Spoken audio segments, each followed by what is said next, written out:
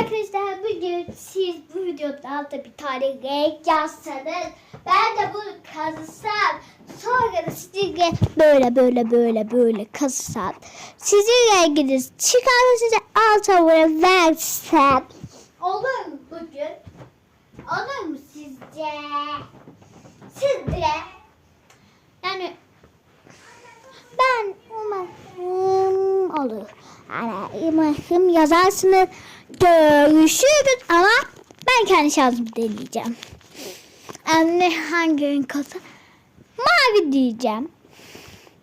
Bakalım ilk maviye benzer bir renk ama bir de yaşlara benzediği için mavi sayılmıyordu. C. Yeşil. O kadar belli ki.